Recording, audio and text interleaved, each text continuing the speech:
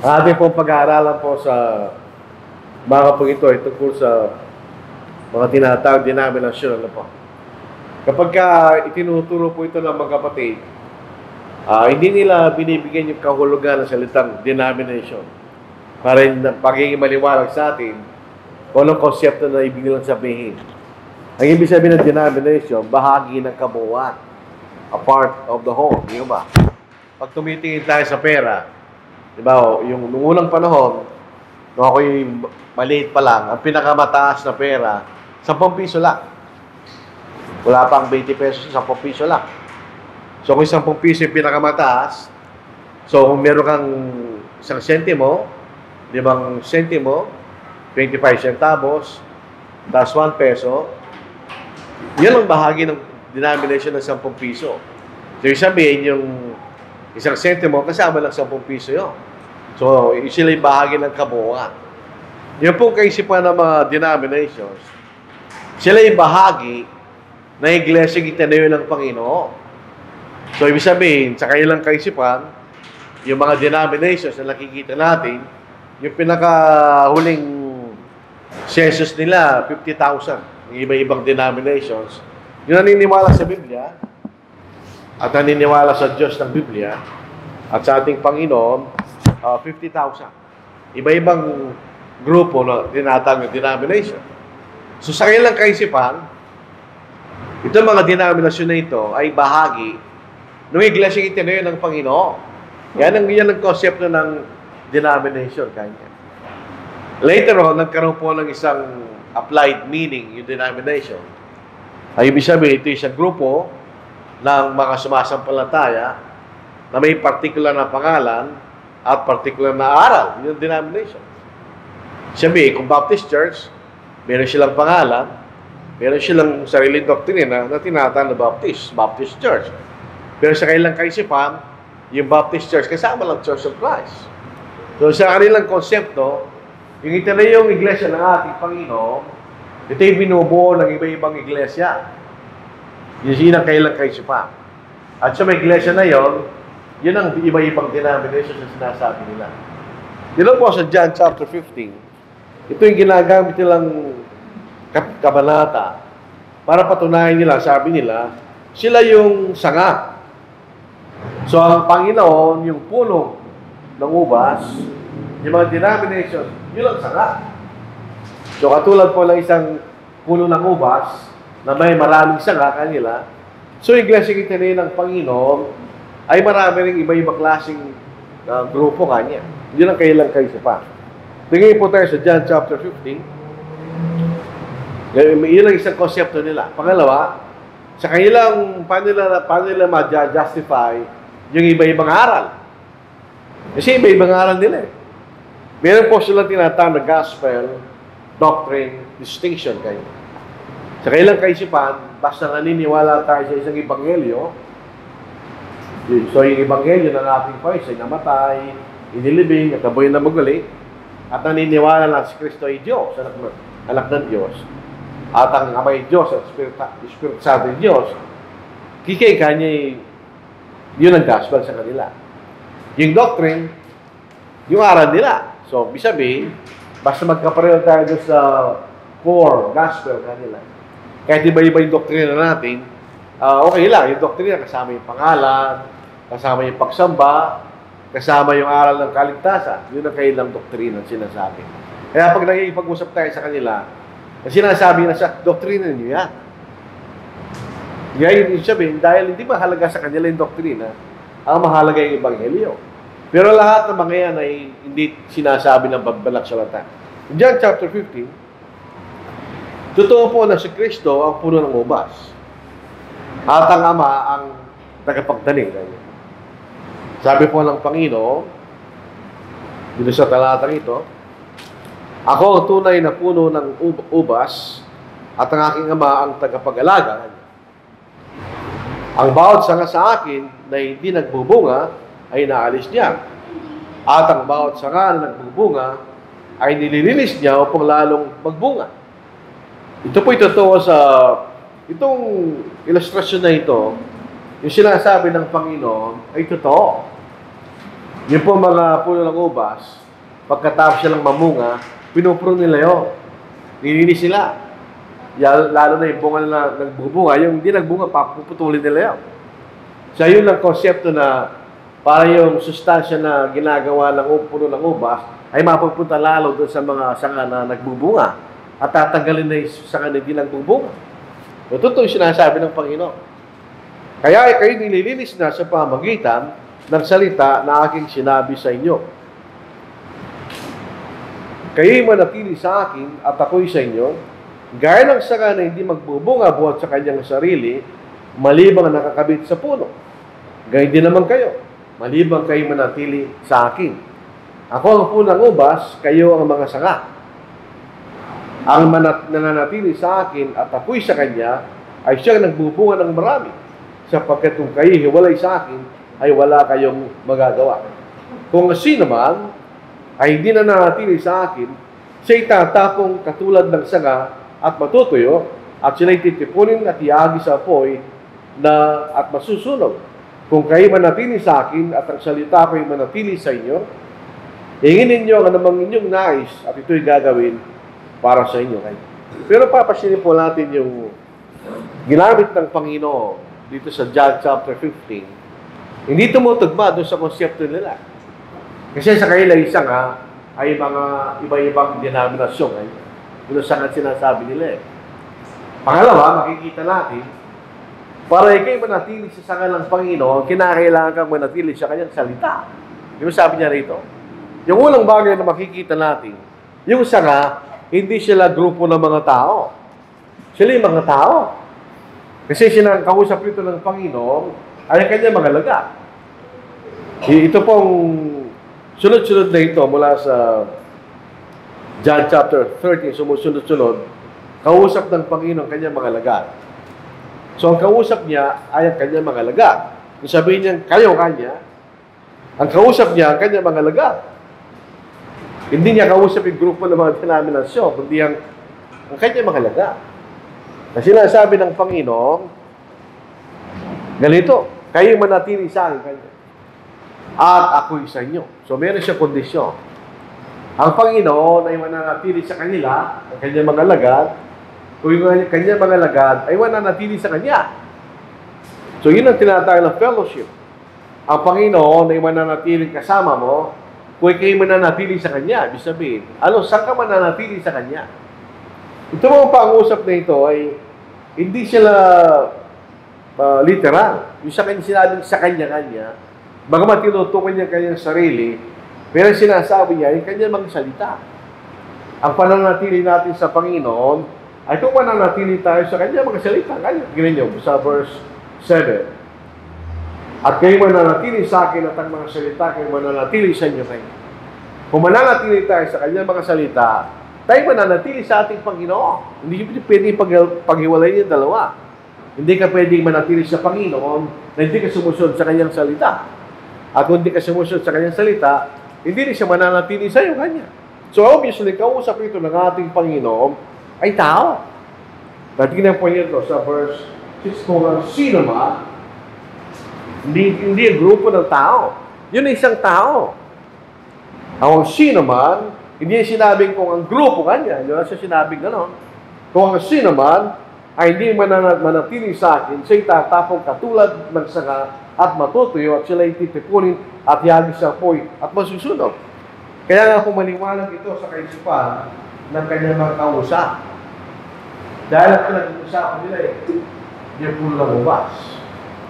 At sa bansa ng Israel, sa lahat ng bansa sa Middle East, ang ubas po ay tumutubo at nagiging maganda bunga sa mga lugar na mainit. At saka sa mga lugar na buhangina. Yun ang lugar ng mga ubas. At ang lasa po ng ubas ay depende sa kanyang lupa. Kaya walang nagubas na pareho lasa. Hindi po tayo minom ng alak, pero kung manonood tayo sa mga National Geographic, sinasabi nila, may particular na lugar ay sa isang bansa na yung alak na napuputos ay may ibang lasa. Dahil ang ubas, ang lasa po nila ay depende sa lupa kung saan sila nakatanim. So yung makikita natin, itong mga kausap niya, alam na alam nila yun. Na yung ubas, kinakailangan siyang linisin para lalo sa magbunga. At yung mga saka na hindi nagbubunga, ito'y pinuputo. So ito is nagtuturo sa kanya mga alaga. Pinuturo niya kanya mga alaga na kung sila yung magbubunga, hindi pwede magbunga siya ng ubas na hiwalay sa puno. Hindi pwede yun. Kasi ang lahat ng sustansya galing sa puno at tapos didistribute sa iba-ibang sanga para sila magbunga. So, hindi pwede yan ganyan. Kailangan doon ka sa puno ng ubas para magbunga ka. At kung ang Kristiyano, dahil nag-uusapan ng Kristiyano, ang magbubunga lamang kung siya nakagamit sa ating Panginoon. At kung siya mananatili sa salita ng ating Panginoon. In other words, kung hindi tayo mananatili sa Panginoon, hindi ka magbubunga. Yun lang ang parang para magbunga tayo. Manatili tayo at lumakas sa hata ng Panginoon. So yung point number 1 nila, na sinasabing itong John chapter 15, ito'y tumutungkol sa mga sanga bilang mga denominasyon. Dito to yun. At kausap rito ng Panginoon ay kanyang mga laga. Pinag-uusapan dito yung katapatan ng kanyang mga laga. Kung paano sila magbubunga. Ito po isang aral sa atin. Kapag hindi tayo nagbunga kanya, hindi tayo alagad ng Panginoon. Kailangan tayo kanya magbunga. Yun ang sinasabi sa atin. Dahil kung hindi tayo magbunga, hindi tayo alagad ng ating Panginoon. Dito, pagtuloy po natin. Number 7, kung kayo manatili sa akin at ang mga salita ko'y mananatili sa inyo, hinginin niyo ang anumang inyong nais at ito'y gagawin para sa inyo. Sa pamagitan nito'y nalulalhati ang aking Ama at kayo magbunga ng marami, sabi rito, at maging mga alagad ko. So, kung hindi tayo nagbubunga, hindi tayo alagad ng ating Panginoon. Kasi useless lang pagka may puna ng ubas, at ikaw isa na din nagbubunga, useless ka lang. Puputulin ka dahil useless ka, hindi ka nagbubunga. Kasi ang purpose ng puputulin mo isa ka, kasi isa ka na, kailangan ng sustansya yun eh. Pagpadala sa sustansya doon ng puno, hindi ka na nagbubunga. So, ginagawa pinuputol nila yun. Para yung sustansya ay mapupunta sa mga nagbubunga niya. So, ito makikita natin tinuturo ng kabanatang ito. Walang pinag-uusapan sa grupo ng pananampalataya ng mga tao. Yung pinag-uusapan niya. Ang pinag-uusapan rito ay ang mga alagad ng Panginoon na kailangan manatili sa Kanya upang sila magbunga niya. At kapag hindi tayo nagbunga, ay hindi tayo alagad ng Panginoon. Yun ang lesson na tinuturo ng kabanatang ito. Kailangan tayo magbunga Kanya para tayo maging alagad ng ating Panginoon. Kasi makikita natin, pag naipanganak tayo muli, nung tayo na bautismuhan, sanggol ka lang. Ika'y nahaliter sa isang sanggol. Ngayon, ay bisa na magbunga. Ika'y lumalaki ka, lumalago ka sa, hindi sa physical na paraan, kundi sa spiritual na paraan. At kapag kayo lumalagaw sa spiritual na paraan, makapagbubungan ka sa iba. Yun ang sinasabi niya. Kung siya, hindi ka lumalagaw, paano ka magbubunga sa iba? Kanya. Siya kailangan mong ipangaral ng Panginoon sa iba, kung hindi ka mismo nagbubunga. So, in John chapter 15, walang pinag-uusapan sa mga denominasyon. Makikita natin. Kung papasinin po natin, yung konsepto ng mga denominations na iba-iba'y pananampalataya. Kasi iba-iba'y pinaniniwalaan. Ay, hindi rin totoo. Hindi pwede yung iba-ibang pinaniniwalaan. Kasi pagka iba-ibang pinaniniwalaan natin, yun yung pagkabahagi. So, ibig sabihin, ang kalagayan ng denominationalism ay hindi pa pagkakaisa. Ito yung pagkabahagi kasi iba-ibang pinaniniwalaan. Di ba? Dito sa John chapter 17, ulit tayo. Ito po tuloy-tuloy na discourse ng ating Panginoon sa kanyang mga laga. So, John chapter 17, verse 20. Gayon ba hindi lamang sila ang dinadalangin ko, kundi sila rin naman na mga sumasampalataya sa akin sa pamagitan ng kailang salita. So, unang pinapanalangin ng ating Panginoon ay ang kanyang mga pusto. Siyempre, sila makakaroon ng Ebanghelyo. Pagkatapos, pinapanalangin din niya yung maniniwala sa kanyang mga pusto, sa kanyang mga pusto. Verse 21. upang silang lahat ay maging isa. Hindi po isa ito sa literal na isa sa bilang. Imposible yun. Pagka isang salita ay posibleng gawin sa kanya literal na kahulugan, ay hindi yun literal. Talinahaga yun. Figurative po yun. Kung ito ay literal, paano ang ama at ang anak ay maging isa sa bilang? Hindi naman ibig niya sabihin. Ay sinasabi niya, upang sila lahat ay magkaisa kanya. Gaya mo, ama, na nasa akin, at ako'y sa'yo. Ibig sabihin, ang ama at ang anak ay nagkakaisa. Kung ano ang kalooban ng ama, yun din ang kalooban ng anak. Sila nagkakaisa sa lahat ng bagay kanya. Saan na sila manatili sa ating upang siyang sanglibutan ay sumampalataya na po'y sinugo mo. At tinuturo nito ng Panginoon na kanyang mga alagad at sumaging mga alagad sa pamagitan ng Ebanghelyo ay magkaisa sa pananampalataya upang yung sanglibutan ay maniwala sa ating Panginoon. Kaya nga po sa panahon na ito, alibay, mga Muslim, mga hindi sila, nahirapan sila naniniwala sa mga Kristiyano. Bakit? Iba-iba sila eh. Once upon a time, nagsasabi rin, isang Pilipino nagtrabaho sa Saudi. Buti pa yung mga Muslim nagkakaisa. Hindi rin totoo yun. Kung paano mayroong denominasyon o sekta sa mga naniniwala sa Biblia, mayroon din mga sekta na Muslim, may iba-iba rin sila. Marami rin sila. Hindi lang sila, dalawa, isa. Sinasabi, kailangan sila magkaisa kanya. Kaya kung ito ipupuntirin natin sa kasalukuyang kalagayan ng mga denomination, saan ang pagkakaisa doon? So, yung pagkakaisa.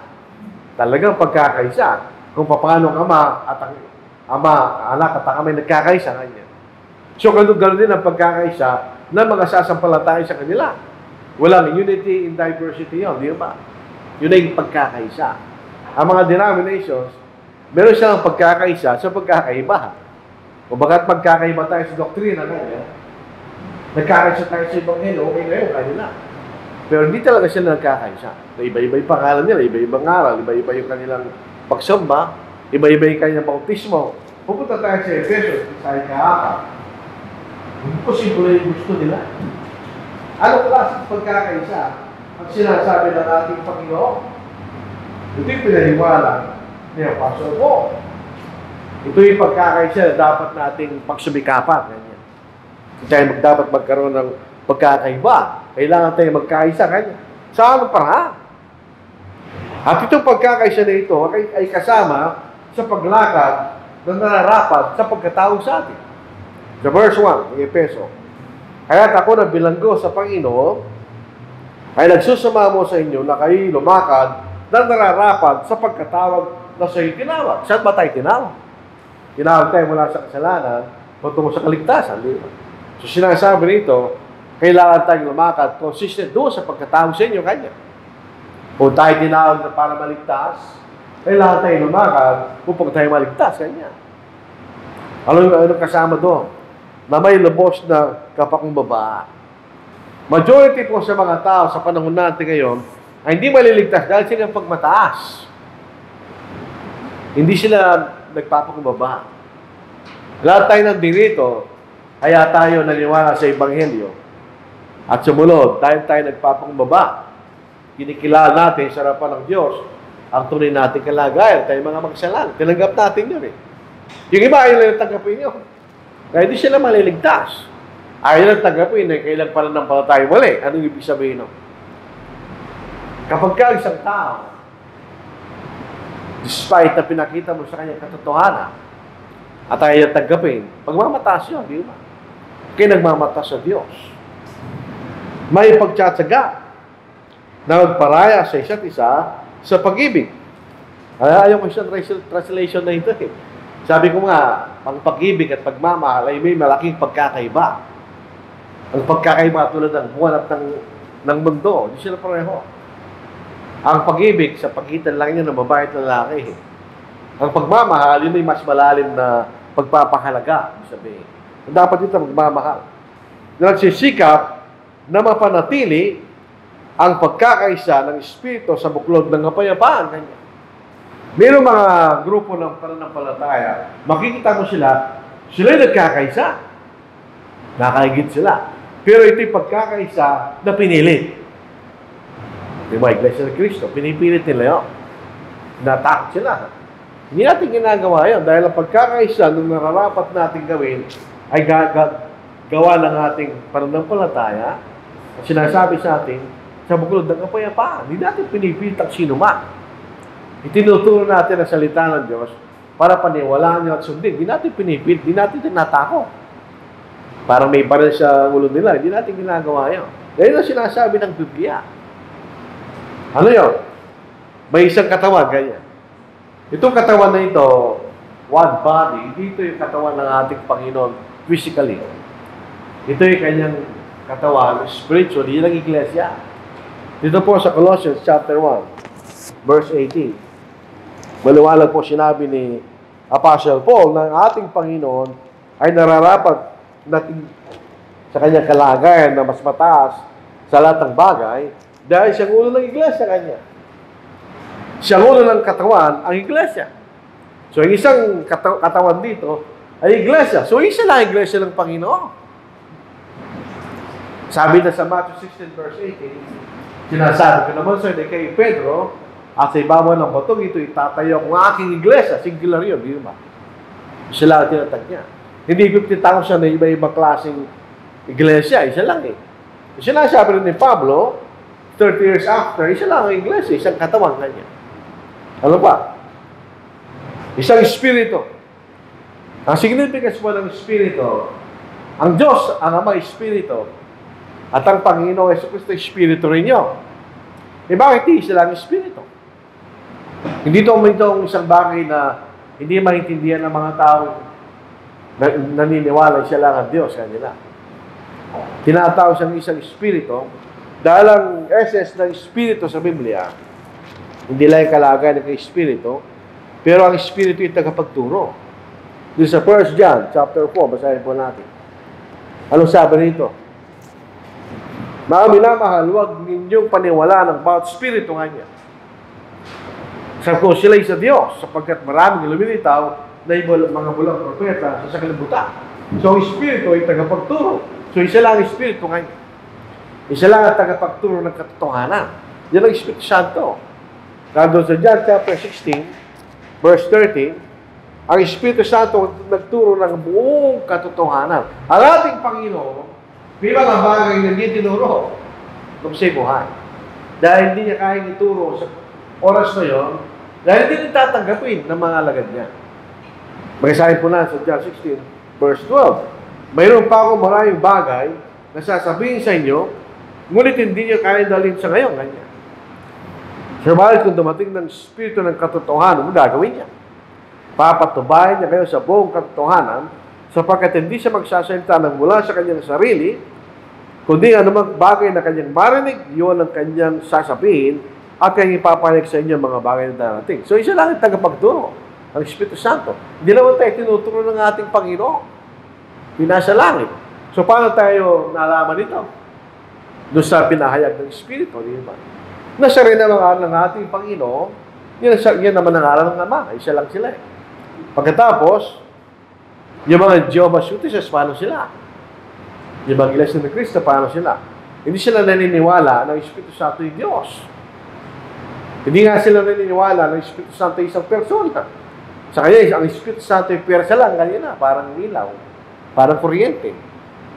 Tuloy po natin ng pagkakaisa. Kung paano tinawag ko isang pag-asa ng pagkatawag sa iyo. Diba isang pag-asa na yun? Ang pag-asa ng buhay na wala hanggang sa langit. Isa lang yung pag-asa na yun. Eh, paano yung mag-Jehovah's Witnesses? Sabi nila, may pag-asa sa lupa, may pag-asa sa langit. 144,000 sa langit, yung karamihan sa lupa, hindi sinasabi ng Biblia.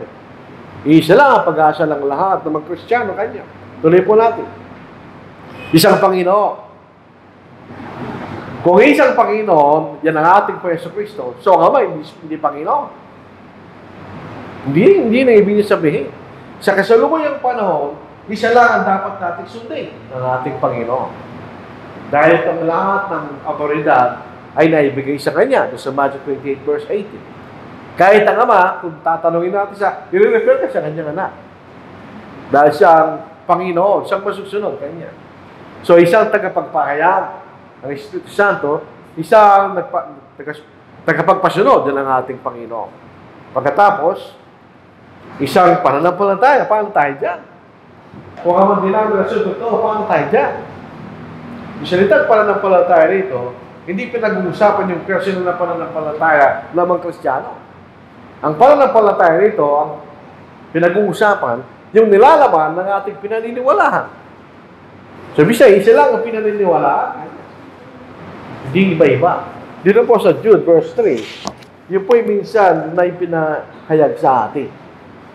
Kaya nung natapos na ang pagpapahayag ng buong katotohanan, sabi ni Jude, yun ang sinabi niya. Sa Jude chapter 1 verse 3, sabi rito, mga minamahal, samantala ako'y lubusang nagsisikap na sumulat sa inyo tungkol sa ating isang kaligtasan, natagpo ko kailangan sumulat o pag-ihugin kayo na ipaglaban ng pananampalataya kanya. Yun ang sinasabing isang pananampalataya sa Efeso, na minsan ang ibinigay sa mga banal. So, meron tayong obligasyon na ipaglaban natin ng ating pinaniniwala. Tapos, isang bautismo. Paano mga denominasyon, yung mga denomination, the Roman Catholic Church, ang kanyang bautismo, sprinkling. Pag pumunta ka sa Methodist Church, bahala ka sa buhay mo. Pwede kang pagpiliin mo na ikay sprinkle, o ikay buhusan, o ikay lubog. Yung mga Presbyterian, naniniwala sila katulad ng Katoliko na pwedeng bautismo isang sanggol. Iba-iba yung bautismo nila. Pero sabi rito, isang bautismo. Yung mga Baptist, nagbabautismo sila pero hindi mahalaga sa kaligtasan. May sinasabi ng ating Panginoon, ang sumasampalatay na about maliligtas. So, ang bautismo ay kailangan pangatay. Isa lang yun, kanya. So, disqualified na iba-ibang denominasyon. Na iba-ibang iba-ibang klaseng mga bautismo. Pagkatapos, isang Diyos at Ama. Mas mahalaga po yun. Kung tayo po bago po nag-aaral dito sa Sibalian School, ano po? Isa sa mga bagay na natutunan ko is English grammar. Mas masyalan yung teacher namin. Dito makikita natin, may isang adjective. One. Kaya dalawa na. God and Father. Isa lang yung kanya. Ang aking Panginoon ay Diyos at siya'y Panginoon, pero hindi siya Ama kanya. Ang Espiritu Santo ay Diyos, pero hindi siya Ama kanya. Isa lang ang Diyos at Ama kanya. So dito natin makikita yung tatlong bahagi ng pagka-Diyos. Sa kailang iba-ibang gawain. Ang gawain ng Espiritu Santo, magpahayag ng buong katotohanan. Ang gawain ng ating Panginoon, siya yung Panginoon. Ang anong gawain ng Ama? Siya nagplanang lahat. Yan. So, Diyos at Ama, na nasa lahat at sumasay sa babaw ng lahat. Yan. Yun ang pagkakaisa. So, pag hindi disqualified, di ba, denomination, iba-iba yung kailang paniniwala. Iba-iba kailang bautismo. Iba-iba kailang pagsamba na may kaugnayan sa ating pinaniniwala. Hindi sila pwede sa konsepto nila na sila'y kabilang sa iglesia na tinatag ng ating Panginoon. Hindi sila nananatili sa salita ng ating Panginoon. Kaya nagkakaroon tayo ng kaguluhan. Bakit nagkakaroon diskusyon sa pagitan ng magkaibang paniniwala? Dahil iba, kailang pinaniniwalaan. Hindi iba kailang pinaniniwalaan. Punta po tayo sa kailang gospel doctrine distinction. Iba yung gospel, iba yung aral kanya. Magkaiba yun. So, ang ebanghelyo kanya, hindi aral yun. Hindi mo maintindihan yun. Ang doktrina, ibig sabihin, aral. So, yung gospel, hindi raw aral yun. Sabi ko, ano yun? Pagka ipapaalam mo ang ebanghelyo sa isang tao, anong ginagawa mo? Hindi mo ba pinapangaral? Paano naging hindi aral lang ito? Ebanghelyo. Kung pinapangaral mo ako. Doon pa lang sa kailang definition ng mga salita, sila yung nalilito, di ba? Dito sa Romans chapter 1, ito yung konsepto ng mga denomination. Mahalaga po malaman natin kasi majority ng mga tao, member ng mga denominasyon. May mga pagkakataon na makakausap natin sila. Kailangan natin tulungan para makalabas sila doon sa maling paniniwalang nyo. At tayo ang kamanggagawa ng Diyos, hindi lang mangaral. Sabi po natin. So, Romans chapter 1, verse 16, sapagkat hindi ko'y kinahiya ang Ebanghelyo, sapagkat ito ang kapangyarihan ng Diyos para sa kaligtasan ng bawat sumasampalataya, unay sa Hudyo at gayon sa Grego. Sa mga denominations, ang bautismo hindi Ebanghelyo. Ito yung doktrina. Kaya meron silang pagkakaisa, kahit ito ibang bautismo nila, dahil tinuturing lang bautismo, hindi bilang Ebanghelyo, kundi bilang doktrina. Kaya meron siyang unity and diversity. Pagdating sa doktrina. Pero nagkakaisa sila sa Ebanghelyo. Kakaisa sila. Na tinatanggap nila yung Romans 1:16. Sapagkat hindi ko kinahiya ang Ebanghelyo, sapagkat ito kapangyarihan ng Diyos para sa kaligtasan ng bawat sumasampalataya, unay sa Hudyo, hindi sa Grego, naniniwala sila doon. Sa 1 Corinthians chapter 15, sabi na ito ang definition ng Ebanghelyo kanya. Basta ang isang tao naniwala siya dito, tatanggapin namin sa kanya. Kahit ano pangalan niya, sabi pa nila. Basahin po natin sa 1 Corinthians 15, verse 1 to 4. Ngayon mga kapatid, ipinaalala ko sa inyo ang magandang balita. So maganda po ito sa alin na ito. Ano po? Yung salitang Ebanghelyo, yun po ay hindi salin. Yun ay transliteration. Kasi ang Ebanghelyo, yung Galatians, ganyan. So, Ebanghelyo sa Tagalog. Nilipat lang sa Tagalog. Ang ibig sabihin yun ay good news. So magandang salin na ito. Ngayon mga kapatid, ipinaalala ko sa inyo ang magandang balita na ipinangaral ko sa inyo. Na ito inyo naman tinanggap, na siya naman inyong pinaninindigan. At sa pamagitan nito kayo ligtas. Kung matatag ninyo itong pangahawakan, maliban kayo sa palataya na walang kabuluhan. Sapagkat ibinigay ko sa inyo una sa lahat ang aking din tinanggap na si Kristo namatay para sa ating magkasalanan ayon sa magkasulatan. At sa inilibing at muling binuhay ng ikatlong araw ayon sa magkasulatan. Yun ang Ebanghelyo sa kanila. Yun ang minimum requirement ng Ebanghelyo. Pati pagka-Diyos. Kasama yun. Kailangan maniwala sa Trinity kanila. Para tanggapin kanila na kasama ka sa iglesia ng ating Panginoon. Kaya kayo INC, yung mga saksi ni Jehovah, hindi na tinatanggap yan.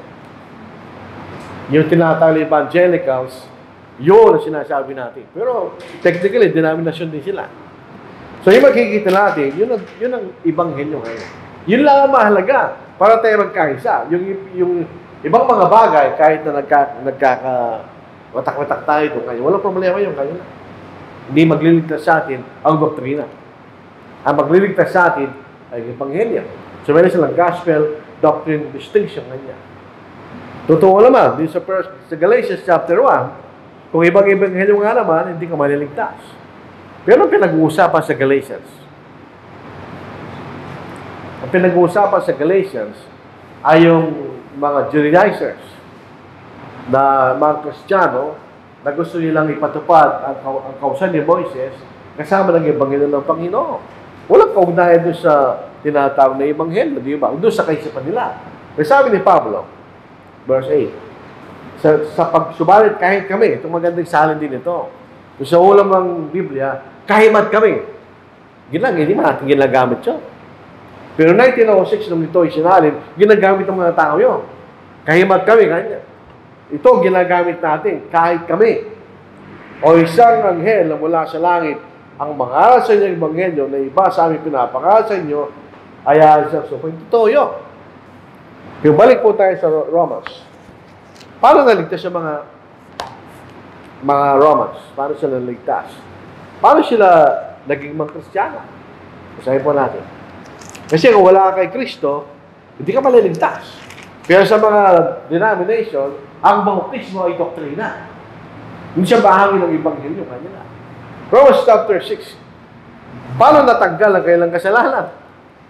Kasi ang Ebanghelyo nagliligtas sa atin mula sa ating magkasalanan. So paano natanggal ang kasalanan ng mga Romano na naging mga Kristiyano? Sabi po natin. Kasi ang discussion po rito, kaya binanggit ito ni Pablo, doon po sa Romans chapter 5, sinasabi niya, na kung saan sumasagana ng kasalanan kanya, sumasagana din naman ng biyaya. So, yung konsepto ng Diyos, kaya niligtas tayo ng Diyos sa pamagitan ng ating Panginoon, ay dahil ang kasalanan sumasagana kanya. Walang kaparaan ng mga tao na tanggalin nila kailang kasalanan sa kailang sariling paraan. So, kailangan nila kanyang tagapagligtas.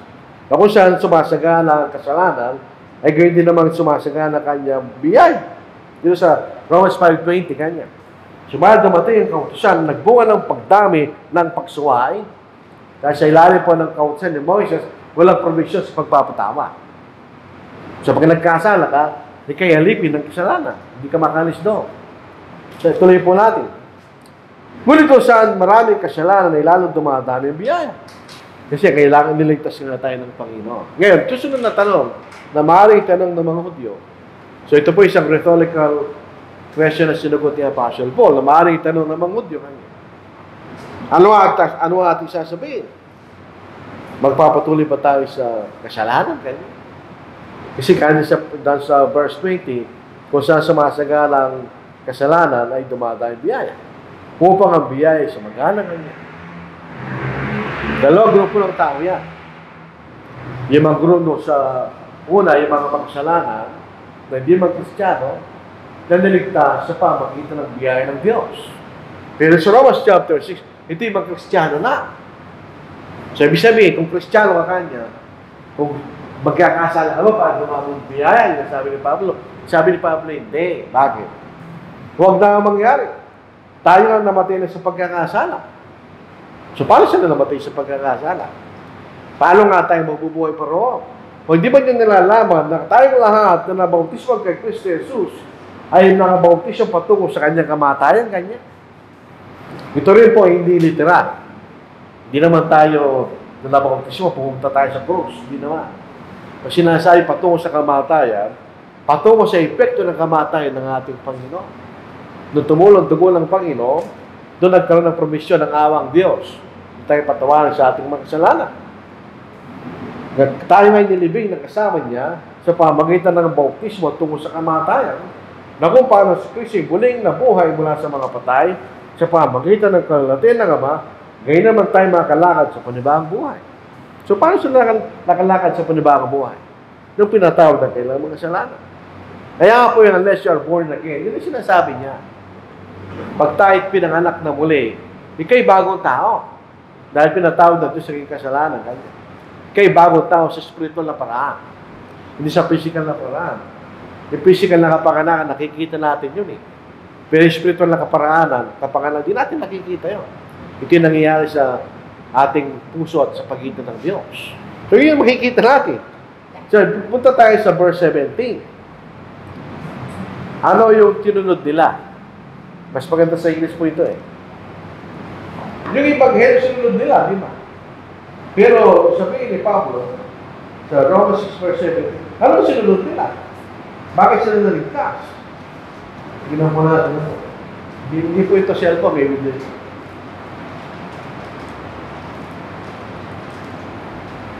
Ito po. Romans. Medyo tamantay magbukas. Sa cellphone na lang.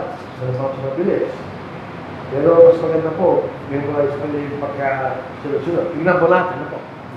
But God will thank that though you were slaves of sin, yet you obeyed from the heart, ano?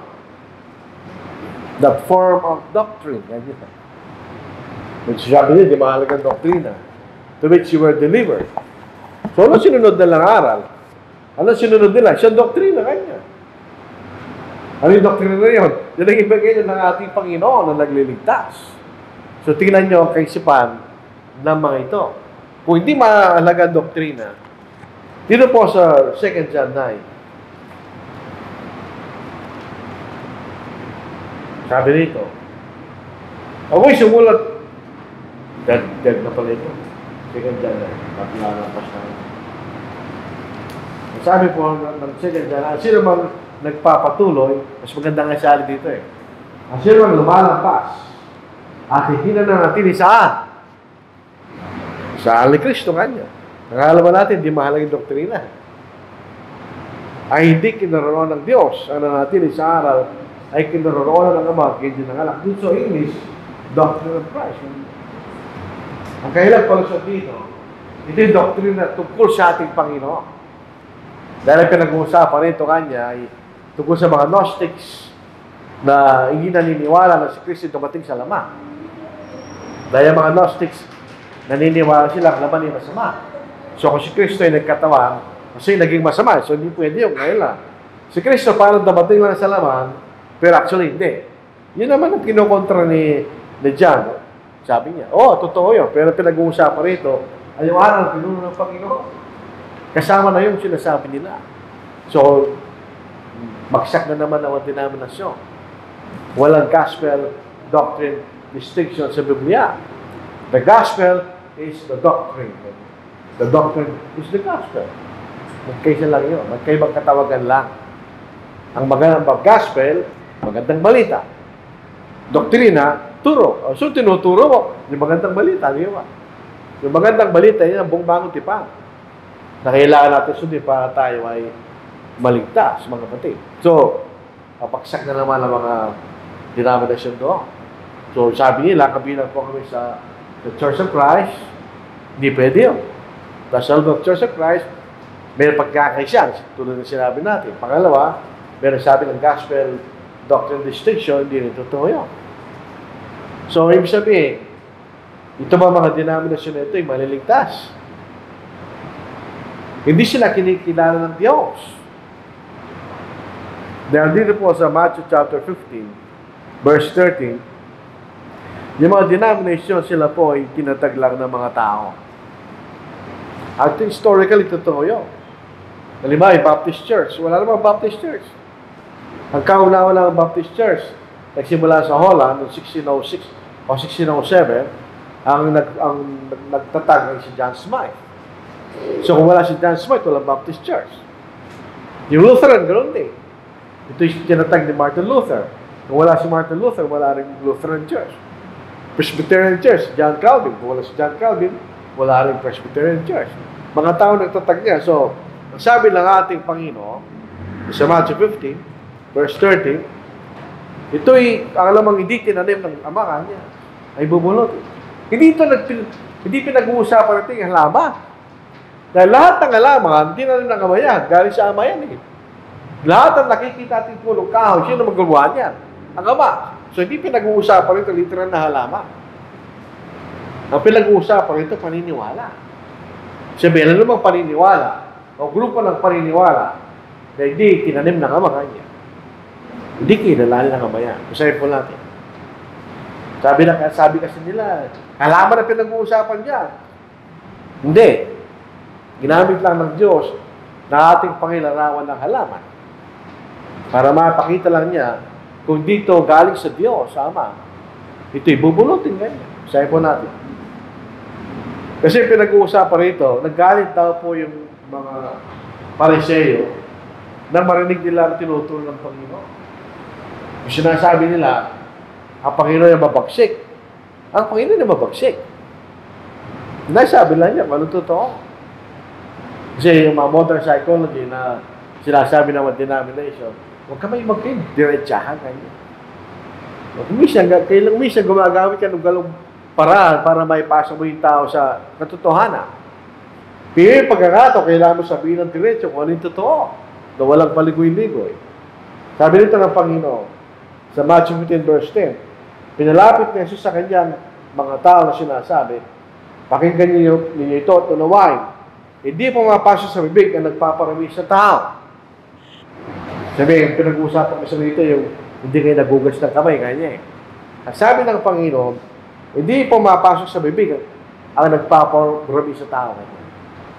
Kasi hindi ito pumapasok sa bibig ang nagbibigay ng kasalanan sa tao, kanya. Ano? Kung di lumalabas sa bibig, nagpaparami kanya. So, ano sinasabi mo kanya? Ano itinuturo mo kanya? Yan ang nagpapasama sa'yo, sabi ng Panginoon. Sa verse 12, pagkatapos dumating ang mga alagad at sinabi sa kanya, alam mo ba nasaktan ng mga Pariseo na marinig nila ang pananalitang ito kanya? So, siyempre, sabi ng Panginoon, alam ko kanya. Sabi niya, so what? Ano pa, so what? Nagalit sila. Dahil sagot niya, ngunit sumagot siya, sinabi, ang bawat lamang hindi tinanim na aking ama na nasa langit ay bubulutin kanya. Kung yun ang kanilang araw, hindi sila tatanggapin ng ama. Yun ang sinasabi niya, di ba? So hindi pinag-uusapan rito yung halaman. Ginamit lang niya larawan ng halaman. Ayaw niya sila. Sila mga bulag na taga-akay. Ako ang bulag ay makay sa bulag. Kapag sila mahulog sa hukay. Problema lang ng mga naman. May sabihin ng point na nakakalimutan mo. Pinaalala ko na. Sabi ng mga denomination, huwag kayo humatol kanya. Bawal humatol. Bakit yung nahatulan niya kaming marin kanya? Bawal humatol kanya. Diyos lang ang hatol. Totoo yun. Ang Diyos lamang ang hatol sa atin sa huling araw kung tayo masama o hindi. Pero sa ibang mga bagay, meron tayo, pwede tayo humatol sa isang matwid na paraan. Kasi kung walang bawal humatol ng aral, paano natin malalaman kung lumalampas yung tao sa aral o hindi? Sabi niya, lumalampas, sabi niya, di ba sa 2 John 9? Ang sino mang lumalampas at hindi na nanatili sa amin ni Kristo, ay hindi kinaroon ng Ama. Paano natin malalaman yun kung hindi natin nahatulan yung aral, di ba? Hindi natin nahatulan yung tao, nahatulan natin yung aral yan. Yung aral ba yun, naayon sa aral ng ating Panginoon. Kung hindi ito maayon sa aral ng Panginoon, pwede mo sabihin na yung aral ninyo ay mali. Pwede natin sabihin nyo. Basta tayo matol ng matuwid, sabi ng Panginoon. Meron kang evidence na yung kailang tinuturo ay wala sa Biblia. Kasi kung lumalampas tayo sa Biblia, wala ang Diyos sa atin. So, kung pwede natin sabihin sa mga tao na tuturo ng mali, kayo mali kanya. Sapagkat tinuturo nyo ay wala sa Biblia. Yung sinasabi niya, di ba? So, kailangan tayong umatol ng matuwid. Sa John chapter 7, verse 24, huwag kayo umatol, batay sa anyo, kanya. Narinig nyo mga dalaga. Sa mga binata, kanya. Huwag kayo umatol, batay sa anyo, kanya. Kasi nakikita mo lang. Kayo hindi umatol kayo ng matuwid na paghatol, kanya. Kailan may evidence ka, para ka umatol, kanya. Kung sabay nagkakamali o hindi. Matuwid na paghatol. Pwede mo tayo umatol. Utos ito kanya eh. Umatol kayo ng matuwid na paghatol. So, hindi bawal umatol. Ang bawal hatulan, yung puso lang tao, di mahatulan nyo. Dahil yun mo lang nakikita yun. Hindi mo siya pwede sabihin, pwede natin sabihin, kung hindi ka magbabago sa aral mo nga, pupunta ka sa impyerno, yan pwede mo sabihin. Pero magsasabi lang na pupunta ka sa impyerno, yan ang Diyos, ang ating Panginoon. Pwede mo rin sabihin sa kanya bilang warning, kung hindi ka magbabago sa aral mo, kaibigan, hindi ka maliligtas. Pero sino po pagdadala sa kanya sa impyerno? Hindi ikaw, kundi ang ating Panginoon. Di ba? May pagkakaiba yung dalawa. So, pwede natin atulan kung ang aral ay mali. Pwede natin atulan isang kapatid kung nagkakasala siya.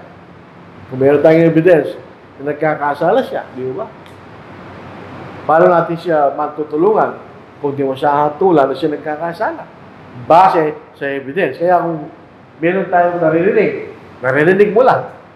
Alam mo ba si kapatid na ganito nga niya, ganitong ginagawa niya, hindi mo siya pwede katulan. Base sa naririnig mo. Kailangan mapatunayan mo, totoo siya naririnig mo. Para magkaroon tayo ng isang matuwid na kahatulan. So, tingnan po ninyo, yung mga points ng mga denominations, wala silang punto eh. Sila ay kabilang sa Church of Christ. Hindi sila kabilang sa Church of Christ. Meron nga sila ibang pangalan eh. Meron pong debate sa pagitan ni Larry Haefele at isang Baptist na mangaral. Nasabi ng Baptist na mangaral, Church of Christ yung gawin kanya.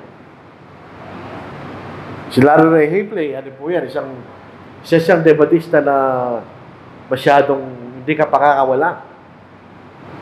Huwag mo kalimutin sinabi mo kanya. Na ikay Church of Christ. Eh. Tapos nagpakita siya ng picture. O ano nakalagay sa building nyo kanya?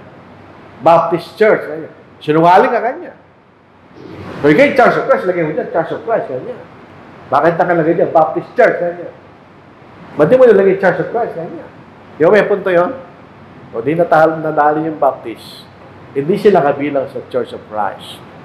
Yung kabilang sa Church of Christ, yung sumunod sa Ebanghelyo ng ating Panginoon, actually dinagdag sa kanya iglesia, yun ang kabilang sa Church of Christ, na iglesia ng ating Panginoon. Pangalawa, na walang pagkakaiba yung gospel at doctrine, malinig nyo. Pareho lang yun eh. Para bagang church, kaharian. Iba yung kahulugan ng church, iba yung kahulugan ng kaharian. Pero tumutukoy lang sa parang grupo ng tao, di ba? Ina-emphasize lang ng kaharian na si Kristo ang hari at tayo kanyang pinag-aharian. Ang church, ina-emphasize na tayo tinawag, grupo ng mga tinawag ng Ebanghelyo kanya, tayo niligtas ng ating Panginoon. So, ito yung tumutukoy sa parang grupo ng tao. Ganon din yung gospel at Ebanghelyo. Ang Ebanghelyo, sinasabi niya, yan ang magandang balita na magliligtas sa atin. Ganon din naman doktrina. Yun ang nagliligtas sa atin. So, para walang yun. At saka yung sinasabi, bawal umatol. Pagka nangaral tayo ng Ebanghelyo sa isang tao, anong ginagawa mo sa tao? Inaatulan mo siyang makasalanan. Otherwise, kung hindi gano'n, bakit mo haaralan? Ang kailangan lang maligtas ay yung makasalanan. So, pag inaral natin yung Ebanghelyo, ginagawa mo sa kanya. By necessary inference, sinasabi mo na siya yung makasalanan na kailangan maligtas. So, kung hindi tayo pwedeng humatol, hindi ka rin pwedeng mangaral ng Ebanghelyo. May hibawan, hindi ko pwede tawagin kayo isang makasalanan. Ewan mo lang aralan. Pero the mere fact na inaaralan mo siya, ikaw yung mahatol na siya makasalanan. Yung may matid na paghatol, sinasabi ng Biblia. Lahat ay nagkasala ka, at hindi nakaabot sa kalahatian ng Diyos. So, itong mga denominations, unfortunately, hindi rin siya maliligtas. At sa atin posible, na hindi tayo maliligtas. Pag nagsisimula tayong gawa ng mga bagay na hindi ayaw sa pananampalataya, na hindi ayaw sa aral ng ating Panginoon, na hindi ayaw sa Ebanghelyo ng ating Panginoon, papunta rin tayo doon. At hindi rin tayo maliligtas. Kailangan po tayo mag-ingat sa mga bagay natin ginagawa at itinuturo ng mga bagay na ito ay kalooban ng ating Panginoon. Bilang panghuli po sa Efeso chapter 1. Yun po sa Efeso chapter 1. Verse 22, verse 23, maliwanag po yun.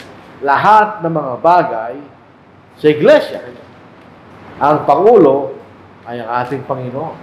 Sabi po natin. Pag sinabi kay President ay sa kumpanya, ibig sabihin no, ikaw ang susunod. Sabihin na basahin po natin. At kanya nilagay ang lahat ng mga bagay sa ilalim ng kanyang mga paa. Ano yung ibig sabihin ng ilalim ng kanyang mga paa? Pagka ginagano mo yung ulo ng tao, ibig sabihin mo, bayawal mo siya, ginagawa mo. Siyempre, nasa ilalim ka lang kapangarin, pwede kitang patingin, sabi, di ba?